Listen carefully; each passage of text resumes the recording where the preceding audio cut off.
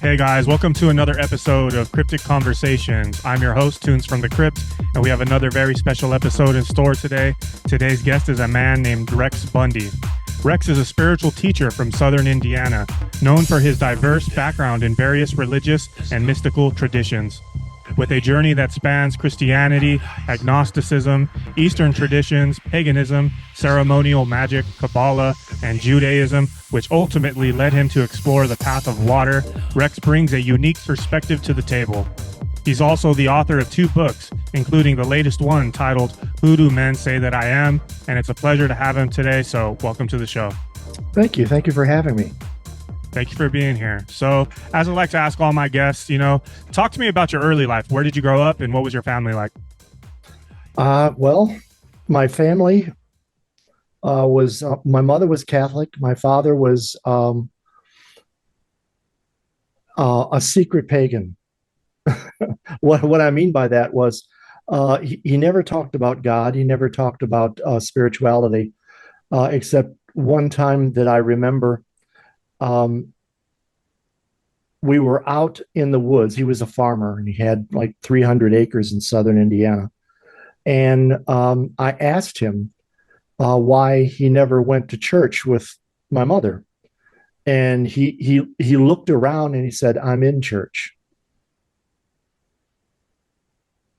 Wow. Okay. So nature was his church. Yeah, nature was his cathedral. I love that. I feel the same way. Good. Yeah. Good. I'm not. I have more in common with his beliefs than I do with my mother's. Okay. Yeah, I can relate to you as well. It must be challenging growing up where you have 2 parents with conflicting views. It's like, who's right? Is mom right? Is dad right? Like same thing for me.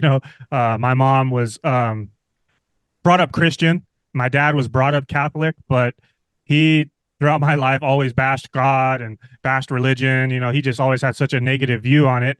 And my whole life too was kind of confusing. I was trying to figure out like, okay, well, like, is my mom right or is he right? And I think it was a blessing in disguise, to be honest, because it allowed me to search and find the answers on my own. And I'm sure you have a similar story. As I read your introduction earlier, you started seeking. So can you share with us your journey through such a diverse array of spiritual traditions and what that was like? Well, as we already mentioned, I started out a Catholic. That didn't resonate with me. Well, at first, I wanted to be a priest when I was a kid, but because I was starved for attention, and the priest was the center of our community, and he had everybody's attention, so I wanted to be a priest. Until I saw the Beatles on the Ed Sullivan Show, and then I wanted to be a musician. But I didn't have any set beliefs of my own until I was 15 years old. I was in high school, and my family had a cabin down by the river that didn't have any running water, didn't have electricity, a fishing cabin. And I spent the summer there reading the Bible from cover to cover and thought myself a Christian. I've read the Bible from front to back, so I must be a Christian. And that continued until I discovered psychedelic drugs. And then my viewpoint was enlarged, let's say. And so I started looking into the Eastern religions. Yeah. And flirting back and forth with different denominations of Christianity, because that's our culture, that's where we come from, that's what we have most in common with, whether we like to admit it or not. But I kept drifting in and out different denominations: Christian Science, Jehovah's Witnesses, Southern Baptist. None of it rang true for long. I always, drifted off, went somewhere else. I eventually I was in Chicago. I had a recording contract with a local label there, and the the owner of the label was a follower of an Indian guru named Kirpal Singh. And Kirpal Singh had died, and his son had taken over the guruship.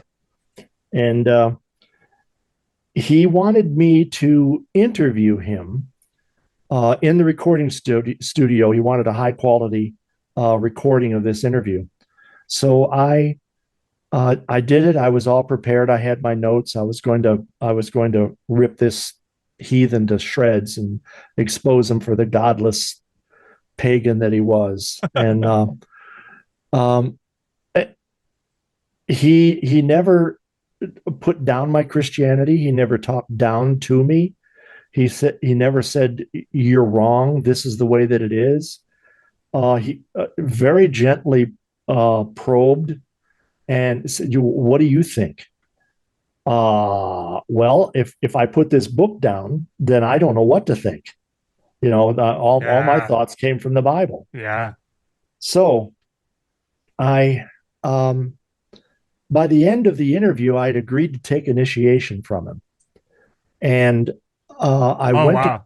yeah, So big stuff. he converted you right there. Yeah. He converted me. Yeah. Yeah. Well, no, at least he converted me to open mindedness enough that I was curious as to what he was offering. Hmm. He was offering initiation into the sound current. The Buddhists call it Om. Their reference to it was Nam. It's also written about in the Bible, the sound or the voice of Hmm. God. And this is the primal vibration that extends through all of creation from the Big Bang. Hmm. So I was to be initiated into that sound current. And I went to an auditorium downtown. There was about 100 people being initiated. And he gave us a mantra, and we were to meditate on the Ajna chakra and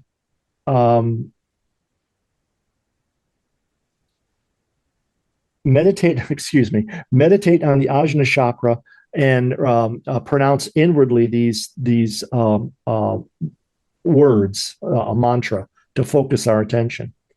And we were supposed to have an experience of, well, it varies from person to person. It was Mm. supposed to be anywhere from hearing the Nam to leaving the body. Mm. That broad of a range, depending on where you were spiritually. I like your pendant, by the way. Thank you. Yeah. Um, so I went through the initiation, and after about 20 minutes, he said, "Everyone who had an inner experience, raise your hand." Most people did, and they were dismissed from the auditorium. They were initiated. Then he had us do it again, and with this happened about 3 times until I was the last one there, sitting all by myself. So he took me upstairs to his private room. This in a downtown hotel, I think I mentioned, and he sat me in a chair, and he rubbed my eyes with his thumbs, and then tapped me on the forehead and said, "Meditate again." And of course, when you get your eyes stimulated like that, you're going to see flashing lights Oh, yeah. and so I sat there and I tried to meditate, but I just kept thinking, what a load of nonsense this is. Ah. And when it was done, he said the oddest thing. He said, "Are you satisfied?" And I thought to myself, "Yeah, I'm satisfied that you're a phony. That I've just wasted a whole morning." Oh, wow. So I got up and I left. I became an agnostic after that. Gave up on any thoughts of spirituality whatsoever, and just got involved in my music and concentrated on making money. I even ended up dealing cocaine for a while in order to accumulate money. And I never understood why he did that. I always thought that I just saw through the falseness of it. the I was saved somehow from going down this wrong path. Mm.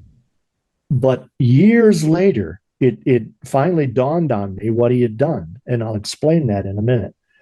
Um, so I was playing music and getting on with my life, and like I said, I was dealing cocaine, and that got me into um, looking for ways to manipulate people and situations.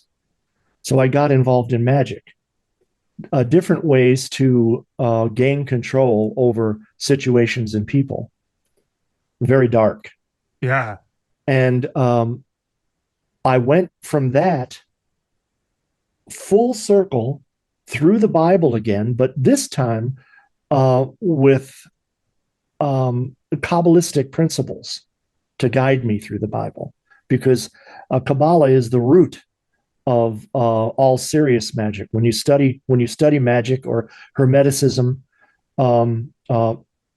any of these esoteric medieval grimoires, you're delving into the Kabbalah Hmm. because that's the source of it, and Yeah. of course the Bible is the source of Kabbalah.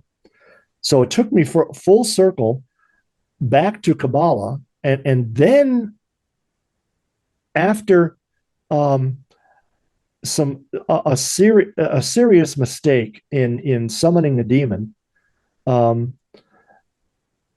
I was trapped and I was looking. Well, I'll tell you, I was driving down the road, and uh, all of a sudden a thought came into my mind. I have to die. And so I was looking for a way to do it, a stone wall, an embankment. Just, I was looking for something to drive into until it dawned on me, wait, these aren't my thoughts. Well, Oh. what's going on here? That night, I did a banishing ritual, which is um, a normal thing for me to do at that time because I was into ceremonial magic, and I got my deck out, my tarot, to try to get some insight into what was going on. Because even at home, it was this an oppressive feeling, like Mm. um, no air in the room. Um, and I turned over the science card, the Six of Swords, and um, the science card and the success card. And when I did that, I looked at them, and this phrase came into my head. Um, like earlier in driving the car, looking for a way to die, but this was a different voice. And it said, the correct application of the science is the successful answer to any problem. Say that again. The correct application of the science is the successful answer to any problem. Okay. And I sat back and I said, "This is wisdom that's not coming from me." So who am I speaking to? I turned over the Princess of Cups. Are you familiar with the tarot? No, not really. Okay. Well, the Princess of Cups is balance, equilibrium. Um, it often represents the Shekinah or the divine presence in man. And as soon as I saw the Princess of Cups, this feeling of oppression just left the room like a wind and never returned.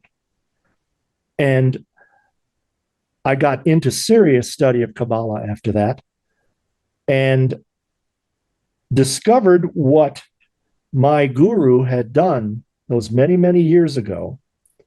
He had recognized that my ego was so messed up that if I would have been exposed to spirituality, I would have been a living human demon. I would have been a Jimmy Swaggart. Um, a televangelist, uh, Uh, a phony spiritualist who sold spirituality for money, but more importantly than that would be misleading people. oh wow. So the guru recognized that in you. Yes, and sent me away, and I discovered the path of water, which is essentially the same thing. It's the secret of baptism, or what's indicated by baptism, which is um, connection to that sound again, back to the sound. But it's like he sent me back down the mountain and said, "No, you find another way up. You find a different way." And through her, through the Princess of Cups, through the Shekinah, through the lady that we call her, I found that path, and that's the path of water. And that's where I'm at now. I love, Hi. yeah, I love that. I want to say, thank you for being completely honest with your story because I want to say that there's a dark part of your story there, and I catch myself even getting triggered at times, right? Like, whoa, I wasn't expecting you to say that, and I can imagine how people in society they hear that and they just want to write you off, right? And so and you commented on my pendant, and I think it's funny. I never wear this pendant, but something told me to wear this today. And I never wear a mushroom on my shirt, and something told me to wear this today. I don't know, but this yin yang symbol just has always been. I've always been so drawn to it, and I understand that this reality it's not all light. There's dark, there's light, and that's what I want. I want to educate and empower people to understand that there's darkness and there's light. In light, there's darkness. In darkness, there's light. So, like I said, I really want to thank you for sharing that story. Um, yeah, that was kind of scary, right? Did you see a demon or anything, or it was just the No, no. intrusive thoughts? You have to understand that in reality, demons and angels are nothing more than aspects of our deeper selves. Um, a demon is a self-destructive. Um, um, Self-serving, the ego. yes, Yeah, yes. Self-serving is a perfect description of it. and the light is selfless. Living a Mhm. life of service. Yeah. There is a term that I like to use that's a quote from the Buddha, and he said, "Where there is truth, there is no self. Where there is self, there is no truth." Yeah, so profound, man. And that Yeah, also goes with the yin yang symbol. yeah. So it sounds like psychedelics also had an impact on your journey. Can you talk a little bit about that some more? Yeah, psychedelics.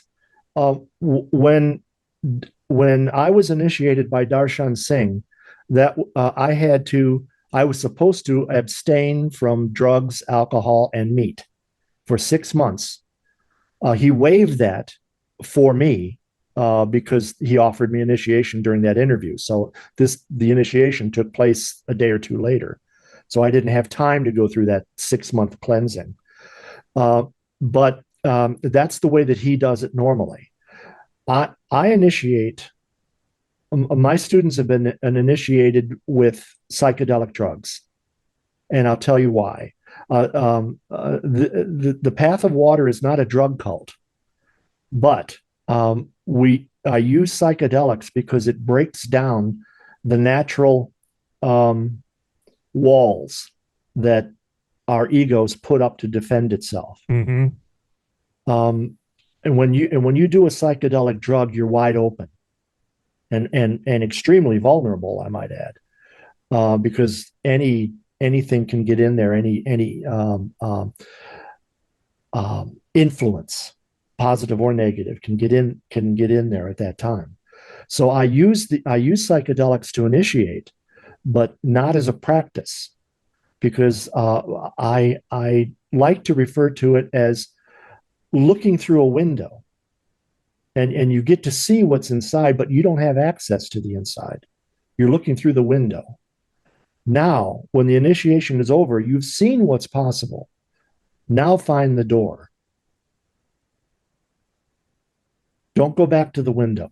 It's a waste of time. Mm, Find the door. yeah. Yeah, so I've experimented myself. I've actually had a very profound life worldview changing almost exactly a year ago. I had a ayahuasca experience, and that completely changed me. And I've dabbled with mushrooms here and there, but nothing more than that. But I like what you said. It's like to initiate you to kind of get those downloads, and then you don't need to make a habit of it necessarily. Is that kind of what you're saying? That's exactly what I'm saying. Yeah. I had a couple of students who were so in love with their initiation, with what they went through and the experiences they had, that they kept renewing the drug experience to try to recapture that.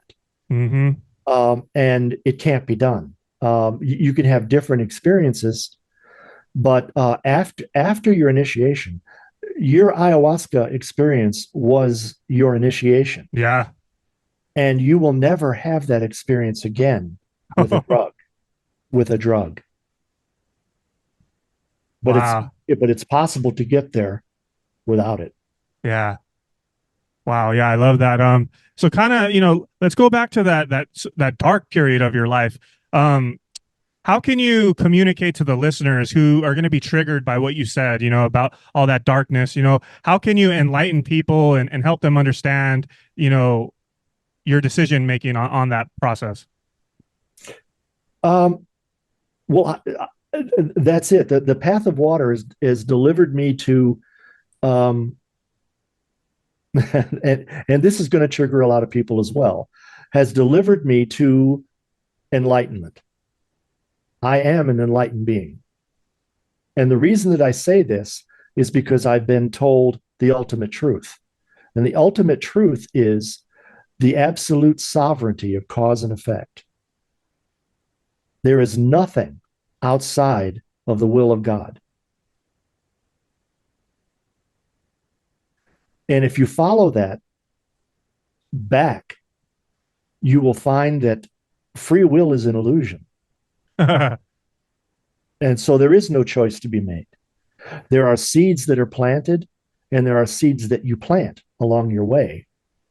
Hopefully, you're influenced to plant good seeds in people's lives in the stream of cause and effect. But the things that happen to you, good and bad, are results of karma, is the result of cause and effect. Now, some people might say, well, that doesn't explain like a baby in East Africa who is dying of Ebola, and a 6-month-old baby, it hasn't been alive long enough to accrue enough karma to suffer that kind of fate. Past life karma, right? No, No? no, it's past. Cause and effect is unfolding as we speak, and we are influenced to contribute to that flow. And that flow, it's not about us. So it's not for us. This flow of karma is going to, it's almost like, and I hate doing this because the concept of God should never be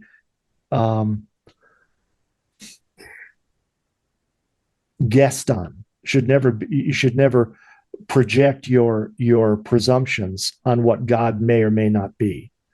But let's say, for an instance, that God's purpose is to experience every possible thing. And one of those things to experience is dying as a 6-month-old Ethiopian baby from Ebola. It's not about the baby. Oh, It's yeah. about the flow of cause and effect. The individual, when you're born, you have a blank computer mind, and it starts receiving data through the 5 receivers of data, your senses. Yeah. And eventually a program is formed. You don't know who you are. Your parents tell you who you are. Yeah. Um, And you begin to accept that, you begin to identify with that until you are that program, you are that individual.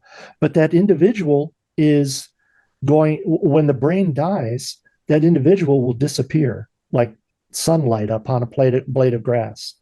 It's going to go away. Life goes on. um, Life is continuous, life is unending. There's no such thing as death. But we are this membrane of a bubble that separates the life that we've trapped within this bubble and the life that flows on around us. That membrane is the self. Once the self is gone, that life merges back into the life that it came from and moves on. The Buddha said that there's no transmigration of a self. There is no reincarnation. I know a lot of Buddhists believe that there is, but they're ignoring their own sutras. They're ignoring that teaching of the Buddha, where he said that there is no transmigration of a self.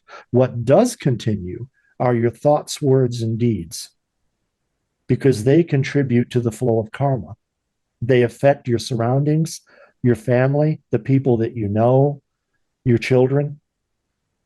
So that carries on because it has a karmic effect. And your existence might have an effect too, temporarily, but in 100 years it'll dissipate. No one will remember who or what you were. So you don't believe in reincarnation? No, Huh. Okay. Because I've always believed in reincarnation. I know that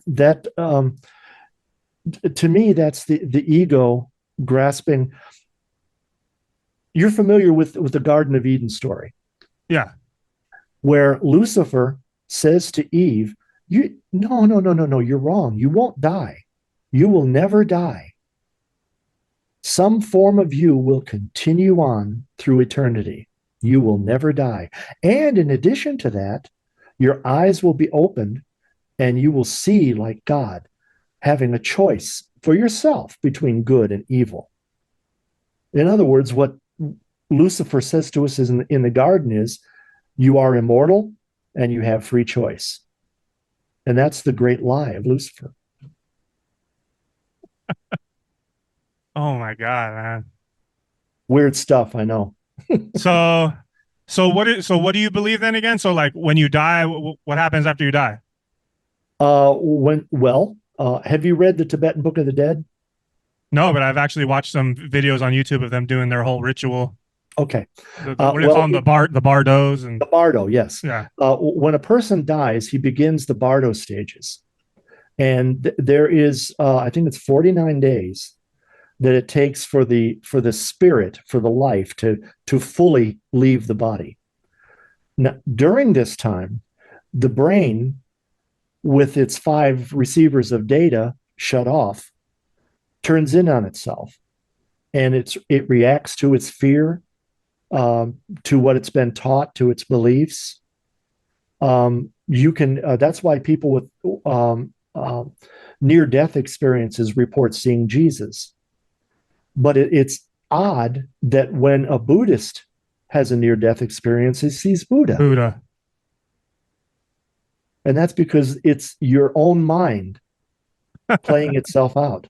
And that's kind of like the life review process. You're Yeah, experiencing everything, right? They say the life review, yeah. yeah.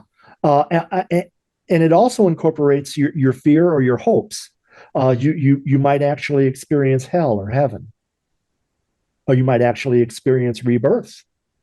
But all of Oh, these so are so you could be reincarnated, a rebirth. no. These are karmic illusions that you experience during the Bardo state. But when the life force, when that membrane of the bubble finally dissolves and life rejoins life in the flow of the river, then all of that ends. Life goes on. There's no such thing as death. Wow, yeah, this is fascinating stuff. Yeah. So what led you to write, Who do men say that I am? And what messages or insights do you hope readers take away from it?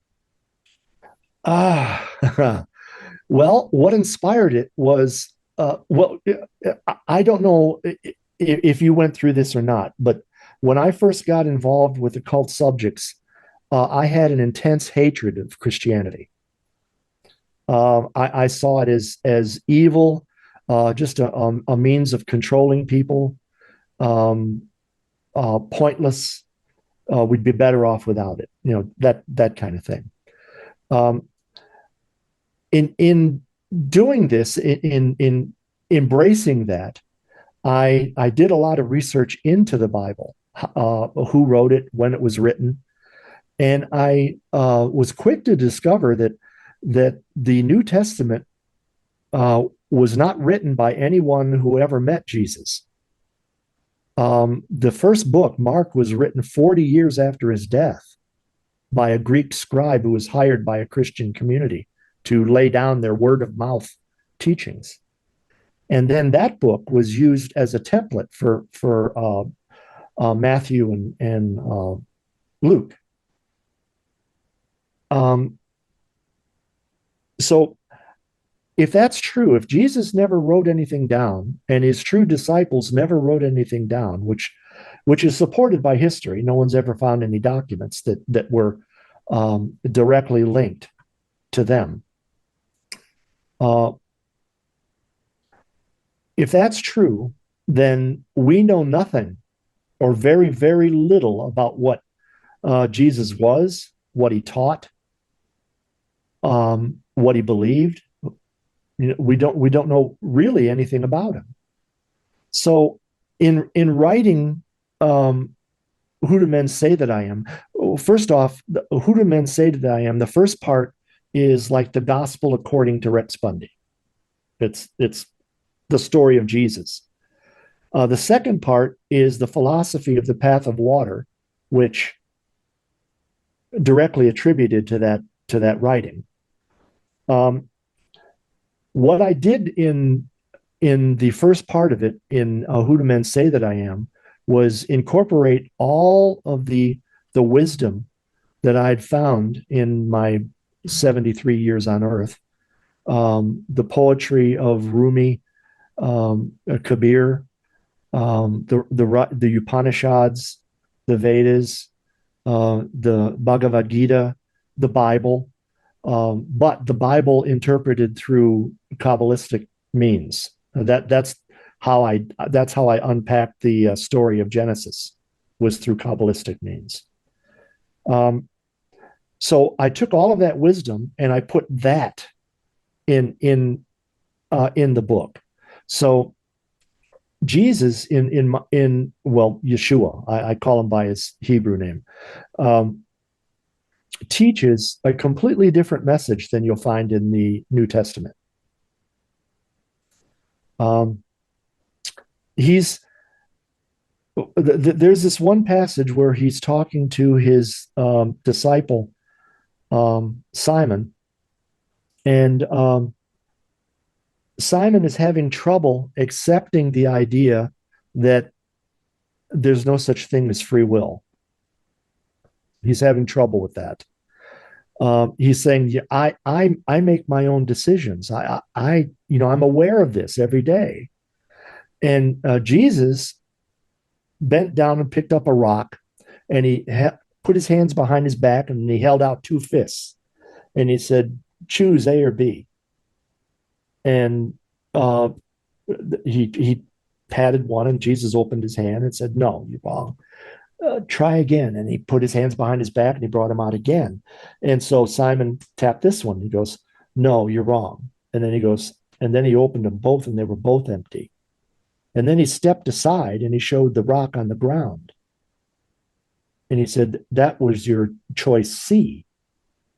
And he said, "But you never told me about C." And he said, "No one is ever aware of C until it comes up. So how can you choose something that you don't know exists?" Yeah. Yeah. Wow, man, this is some mind-opening stuff, some mind-expanding stuff. You're making me question my beliefs. I've, Well, I I've, hope not. I hope not, because you're welcome to your beliefs. yeah, yeah. They're your. No, what I was going to say was, is my whole life, I've always had this thought that, and I think that's the premise of your book, right? Is like, we may not know the true story of Jesus, right? And so my whole life is, we may never know the truth of this reality, but my whole thing is I'm 31 and I've been seeking my whole life. I've been seeking, studying. And what I've come to find is I may never find the truth, but I feel like I can get closer to the truth. That's the way I see things. You know what I mean? The truth is simpler than you think. Um, the the Shekinah says that, and Kabir says it in a poem, in one of his poems. He said, "You search for me everywhere, but I'm standing right beside you. My shoulder is touching your shoulder. My breath is mixed with your breath." Yeah, I love that. Yeah, that's like another thought that I've always had growing up as a kid. I always had this thought where I was like, man, this reality is an illusion. I've always been able to see through the illusion, whatever you want to call it, see through the veil. I've always noticed it. I was like, man, this is not real or whatever, right? And I've always had this idea. I was like, man, I started to notice, I was like, man, scientists, they want to go deep into space, study, go out, venture, keep looking, keep searching externally when you got to figure out all the answers. And as a kid, I had this, I was like, man, they're doing it all wrong. It's, the deeper they go into space and search, it's like, no, you're doing it all wrong, because you find one answer and then it opens up 100 other questions, and it's never ending. So I've always had this thought as a kid. It was like, no, the answer is within. Close your eyes, go within. That's how you find the Well, answers. you may just be 31 years old, but you've got a lot of wisdom. Yeah, You've got a lot of the, wisdom. the answer is within, and then that led me to the ayahuasca, which was the most profound experience of my life, where yeah, it's like, what do they say, in Kabbalah and stuff, they talk about, as above, so below, as within, so without. Can you talk a little bit more about some of those principles? Sure. The uh, in the Bible as well, it talks about the righteous woman and the harlot.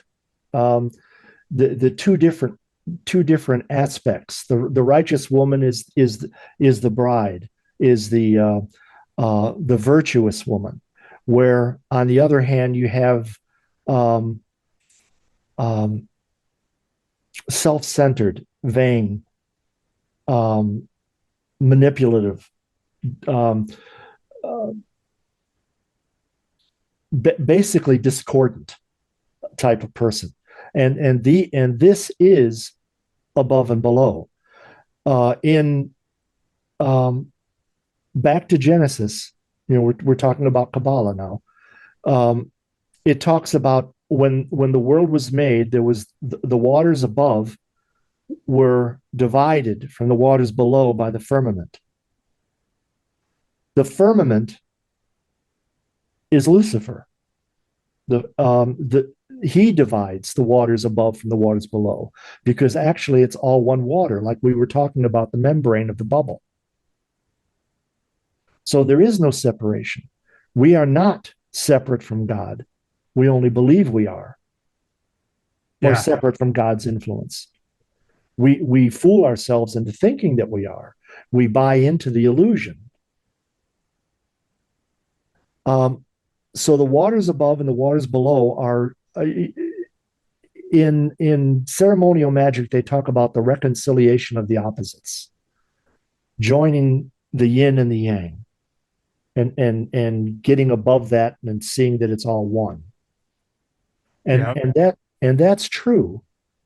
That's true. But it's seeing that the bride is only different from the harlot by the illusion of Lucifer, by the illusion of separation. Mm. We're already there. You're already enlightened. You just have to remember it. Yep. I love that. So you keep saying Lucifer, right? So to the listeners out there, like, like I said, these are, sometimes they get triggered, this word Lucifer and Satan, right? What are your thoughts and opinions on those words? Well, Lucifer is the Judeo-Christian equivalent of Mara in the Buddhist religion, um, the master of illusion, the master of deception, The Lucifer's called the prince of the powers of the air, and he's also called the father of lies. Now, it being called the prince of the powers of the air, that's very profound because it goes back to a term in, I think it's First Kings, where the prophet Isaiah has an encounter with the presence of God, and he said that the mountains shook, but the Lord was not in the mountains or earth. And then the wind blew mightily and knocked over the trees, but the Lord was not in the wind. And then a fire burnt all of the trees on the mountain, but the Lord was not in the fire. And then a still small voice, and the only element left is water. And that still small voice is the Shekinah in your depth, standing next to you, guiding your steps, holding your hand. Wow. Wow, so that's deep. So yeah, so Lucifer and Satan, it's not some red-bodied horned devil that, is gonna burn you and cast you down to hell, and it's not that, right? No, Lucifer is part of the engine of creation. The fourfold name of God, Yad He Vohe, written out. You've seen the Hebrew script before, that the four letters of the name of God. Hmm. That's the engine of creation. That's also what the Kabbalists are referring to when they decipher First Kings. The Lord was not in the fire. The Lord was not in the earth. The Lord was not in the air. Hmm. Air. Lucifer is the prince of the powers of the air. So his job is division. He's not doing anything wrong. He's doing the will of God. What can be outside the will of God? So he is dividing. He is offering illusion, but there would be no experience Yeah. if we didn't have it. If we were all sitting at the feet of God and knew all the answers, what's the point? Yeah, that's no fun. You know what I mean? Yeah, like that's funny. Like, yeah, before my ayahuasca trip, I've always been, just wise, in tune. Like I said, always noticed the illusion. But before the ayahuasca trip, I saw everything as separate. But after the ayahuasca trip, I now see everything as connected. We are all one as the whole. That was definitely the one thing that I took out of the experience, was no longer that separation. I understand that everything is interconnected. Everything is interconnected, but the main mistake that people make in their spiritual journey is to think that because of that we are all part of God, and we're not. We're part of God's creation. we God's creation is one thing, life, but God is above that. Has to be, otherwise it wouldn't be God. God, when I'm pressed to put a definition to the word God, I like to say that God is that which is just over the horizon, unknowable, without labels, and Yeah. without human attributes. Wow. Yeah, like I said, I can relate to that. Like I said, my whole life is, I don't know if I'll ever know the truth. It's just over the horizon, but I feel like I can get closer to it. So Yeah. I can relate to that. Um, What you can do is find out enough truth that it gives you peace. Now, when you discover that your striving is the will of God, but it's also the will of God that you discover that the striving is for naught, that there's nothing to discover. Um, my guru once said, um, the last thing that you need to learn is that there's nothing to learn.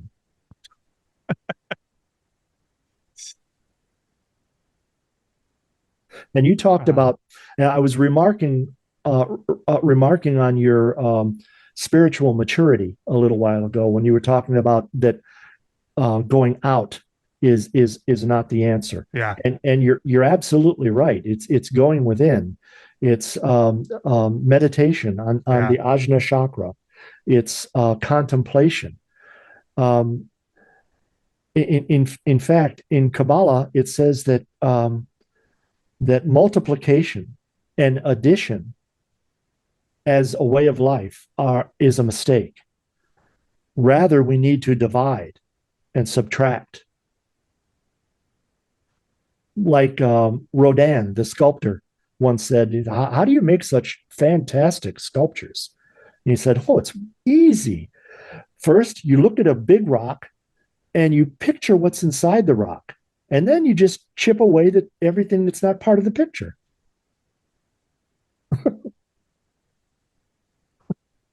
I mean, I'm kind of lost on that one, I'll be honest. So you said the answer is to subtract and divide, Yes. not, yeah. Can you expand on that some more? Um, it's tracing back number. Number is math is the language of the universe, Yeah. Hmm. and you trace back. Kabbalah teaches you to trace back to one.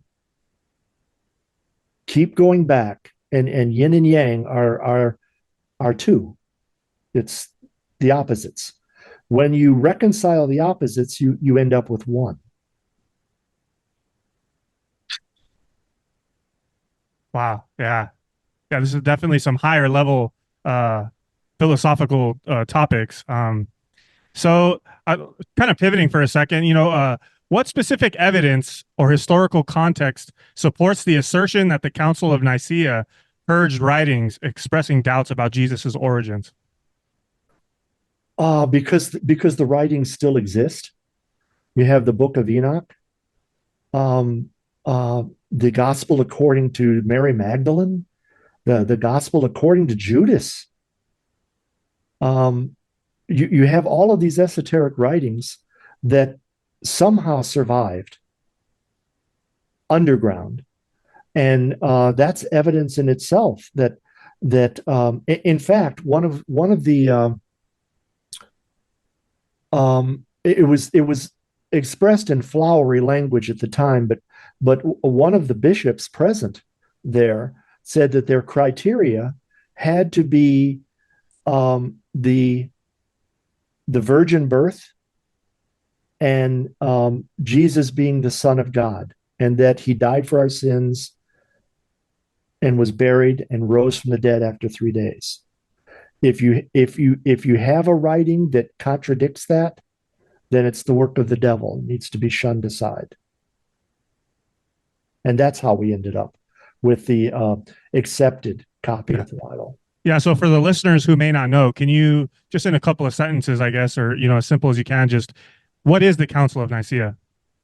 The Council of Nicaea was the church fathers at the time who got together to solidify and codify their beliefs, because Christianity was all over the place.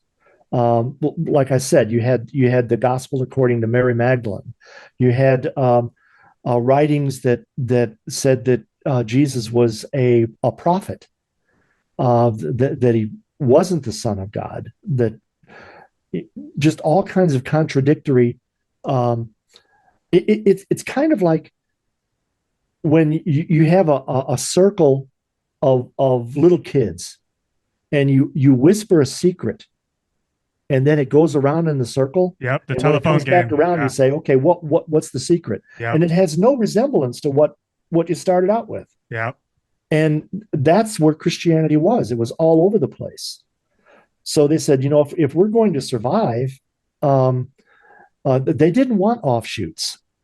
They didn't want, that's why the Pope fought so hard against Protestantism, because they didn't want dissenting opinion. That they wanted one firm belief. This is what you believed. And if you didn't believe that, you were a heretic. And that was true. Um, that was the purpose of the Council of Nicaea.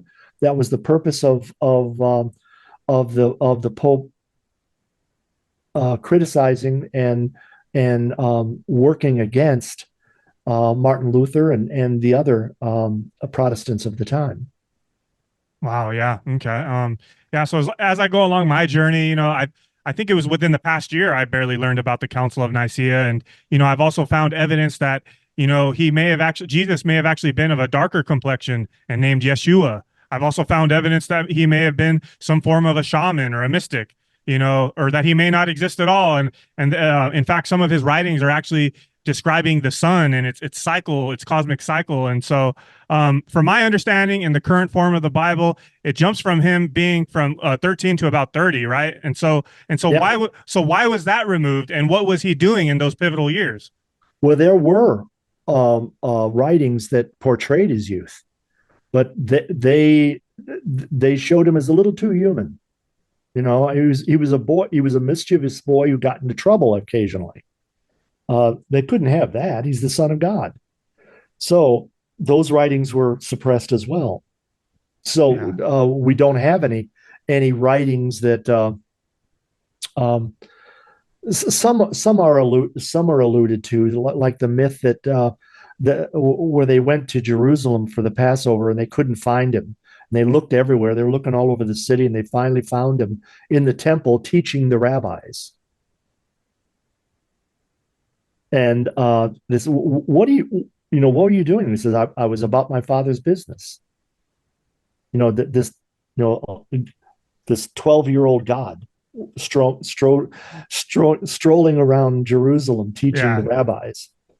Um, it's if you go back in any master's past, you're going to find the same thing. Um, Buddha was conceived by his mother. She wasn't a virgin, but she had a vision of a white elephant, which was a divine presence, and she became pregnant with the Buddha. And when she gave birth to him, um, a giant cobra came out of nowhere and covered the both of them with its hood to keep them from being rained on. So you got all of these myths that surround um, the virgin birth, for instance. I think in Greek it's parthenogenesis is the term for it, and you can find it throughout history, thousands of years before Jesus. Yeah. The god Marduk in the Persian pantheon was sired by a virgin and a god. Romulus and Remus were, the Vestal Virgin and the god Mars. Um, it goes on and on and on and on. Yeah. And then when you see that in the original Hebrew text, the reference to of Christians love to say this, that in the Old Testament it says that a virgin shall conceive and give birth to the Savior of the world. And actually, what it says is a young maid who may or may not have had sexual relations. That's unclear with the word that they use, because they didn't use the word for virgin. They used the word for a young girl, but it was changed when it was translated into English. It was changed to virgin. They lied to us. Hmm. Yeah, there's definitely a lot of connections between the Bible and previous religions, and kind of I like what you said there. I'm always telling people that too, is how you described, the telephone game. Like you whisper the secret and it goes down. That's kind of where we're at with modern religion. It's like I've always had the belief too. Like if you want to get to the truth, you got to go deeper into the past. So the current modern religions are so altered, and it's so far away from the truth. So on that note, like, how do you anticipate readers, particularly those with strong religious beliefs, will respond to the perspectives and insights that you present in your book? I think that it's going to be rejected by almost everyone who reads it, because no one is going to want to hear that they don't have freedom of choice, and no one's going to want to hear that they will not live forever. When their life ends, that will be the full stop, no continue, end of the line. They don't want to hear that.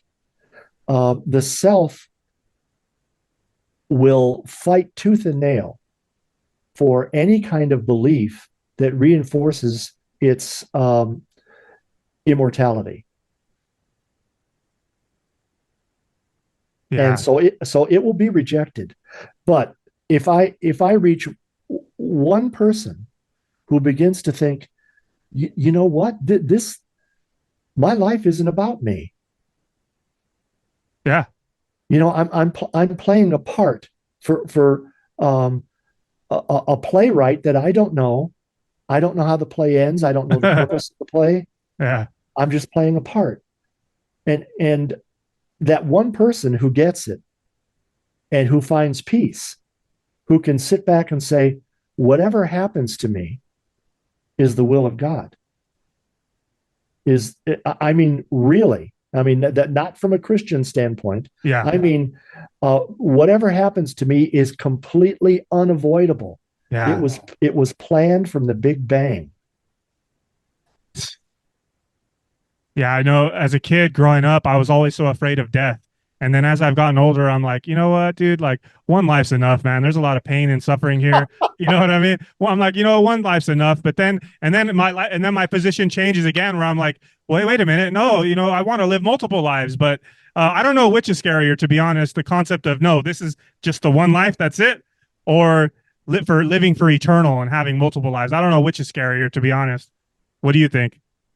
Um, I don't think either one is scary. I don't think we have any choice but to. We're riding a horse called the self, called the ego, and the ego doesn't want us on its back, but he realizes that he needs us because without us, he'll vanish. He doesn't exist. We are the life. The self is not. So,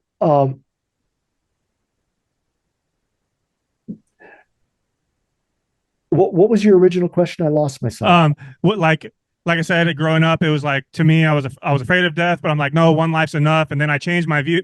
I'm like, you know what? No, I want to live multiple lives. Like I want to live for eternity and do the whole reincarnation thing. So I don't know which is better. Just this is it, just this one life, or living for eternity and doing it forever.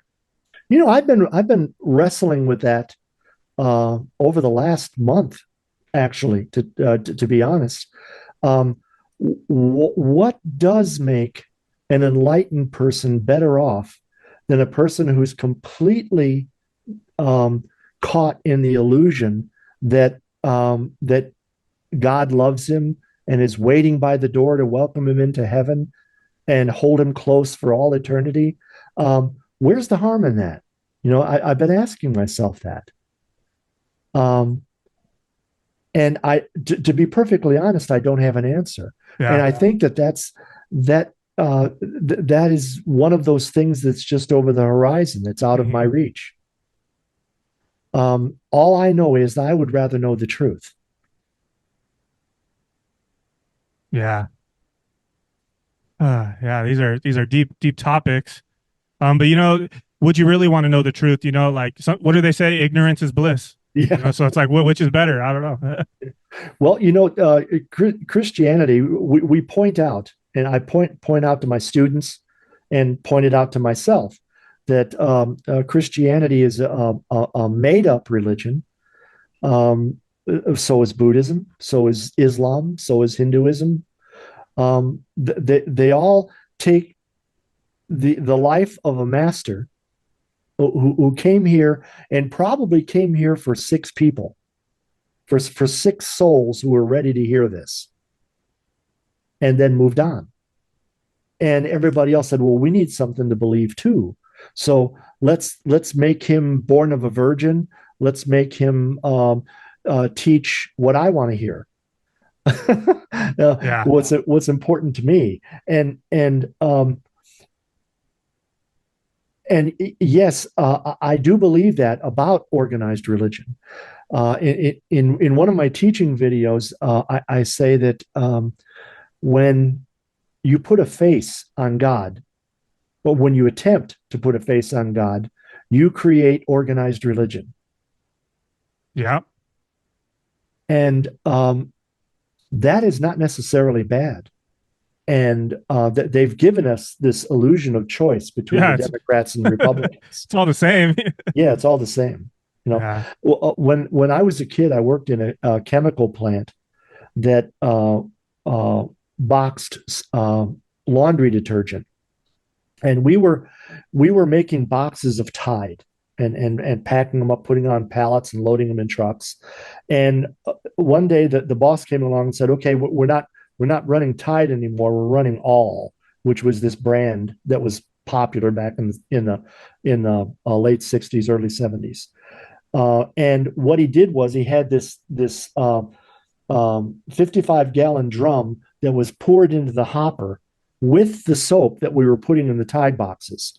And these were little blue balls that mixed in with the soap, and it made it look different. And then we started putting those into all boxes. It was the same detergent. Oh, that's what, oh, okay. That's where I was like, where's he going with it? Oh, okay. Yeah, Yeah. Democrat and Republican. It's Yeah. same detergent. Same thing, different packaging. Yeah. Yeah. Okay. So with everything that we touched on, like what is your view on the nature of this reality and the meaning of life and what do you believe is the ultimate goal or purpose of the spiritual journey and how do you envision achieving it? Well, the ultimate goal is peace and contentment. To be content with your position in the universe and at peace with yourself. And to achieve that, you need to understand what you are. Kabir said to stand in the center of that which you are and base all your decisions on that. And what my practice has shown me that I am is complete illusion. I'm part of the illusion, the fantasy. Um, life goes on. Life powers this fantasy. Life is behind it. But when you realize that, when you see that, then you realize that you're exactly where you need to be. Mm, You don't need to be anywhere else. yeah. Yeah. There's peace that comes from that, right? Yes, there is. Yeah. Okay. So, and could you elaborate a little bit more on the path of water? You said that's kind of where you're at now in your life. Talk to the listeners a little bit more about the path of water. Well, the path of water is more a philosophical means of arriving at what I call the shores of the abyss, or in biblical terms, the wilderness that forms prophets. Um, this is done through water. If you remember, Yeshua went to John the Baptist and went through a Jewish ritual called mikvah, which is a ritual bath to cleanse oneself before a spiritual endeavor. And then is immediately following that, he went off into the wilderness for 40 days and 40 nights. This wilderness that we need to confront, that we need to enter into, is the realization that everything that we know about God is wrong. Everything um, that we attach ourselves to is illusion. Everything that we think that we know about ourselves is false, and that leaves us with nothing to hold on to. There's no ground to stand on. There's no hope. There's nothing to work towards because there's nothing to gain. And that is facing your own mortality. Mm, And in doing that, you come to realize that nothing dies. The only thing that dies is the illusionary self and the physical body. Yeah. Physical body goes back to, but you're not the body. I mean, you lose an arm, um, and you're still who you are. You just don't have an arm anymore. Yeah. So you're not the physical body, and you're not the mind, because it's possible to meditate and to extend yourself beyond the mind. So, what is extended? What moves beyond the mind? Hmm. When you come to that realization through the path of water, that is the path of water. The path of water talks, the means of doing that is the waters above and the waters below, understanding Lucifer's purpose within our psychology, where we are, um, and seeing that everything works for, everything follows the stream of cause and effect. Mm. Nothing is outside of the stream of cause and effect.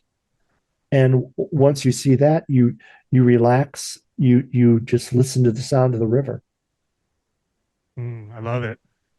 What advice would you give to someone who is navigating their own spiritual path and feeling overwhelmed by the diversity of options available? Take a step back. I'm assuming that person at least started out as a Christian, and so I would offer, um, words from the Bible. Love your neighbor as yourself, and love God above all things. Mm. Whatever God is to you, whether it's the old man in the sky, or that which is on the other side of the horizon. Love that, strive towards that, and treat your neighbor as yourself. And you do that, you can't go wrong. Yeah, very simple, just right there, very simple. Um, so what do you hope to accomplish or contribute through your work as a spiritual teacher and author? It depends on you. If you're talking about my perceived mission or my ego. My ego wants me to sell 500,000 copies of the book, and sit on top of the mountain and have all of the aspirants come to me for my wisdom. The reality of the situation is, I'm doing what I have no choice but to do. And if I reach one person, or if I reach no persons, It's all that's fine. good. I don't have any choice in doing what I need to do. The results are not up to me. Nice. I love that. Okay, so finally, where can our audience learn more about you, your books, and your teachings? Well, there's a YouTube channel called Apotheosis: The Path of Water. There's teaching videos on there. Um, I have, like you mentioned, there's the two books, The Secret Doctrine of Water and Who Do Men Say That I Am. They're both available through Amazon, Walmart, any place where you can buy books. You can find it there. Hmm. Um, as far as anyone who has specific questions or needs, can I give an email address? Yeah. Uh, Temple777 at hotmail.com. Okay, awesome. Yeah, I'll be sure to link all that in the video description. So kind of closing it out, I like to ask all my guests, this has been such a stimulating conversation.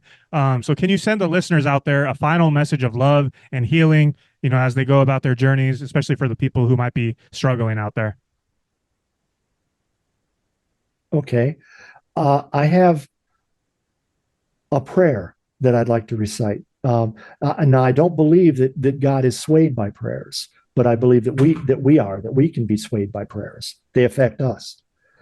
And this prayer is based on the Lord's Prayer from Christianity. And it goes like this: Father of all things, holy and unknowable is thy true name. Thy will be performed. It cannot be divided. It cannot be, excuse me, it cannot be denied. And so I ask for nothing, but instead I give thanks for the opportunity to experience the glorious unfolding of that will for one more day. Nice. Yeah, very simple. I love that. It's so true. So kind of closing it out, so I want to thank you so much, Rex, for meeting with me today. Thank you for sharing your story and your profound wisdom and insights. I want to thank the listeners for sticking around to the end. So once again, please tell everyone where to find your information, and I'll also add it to the description of the video. Okay, could you send me a link so I can give the link to my students and any other interested parties? Yeah, sounds good. Thank you. All right. You have a great day. You too.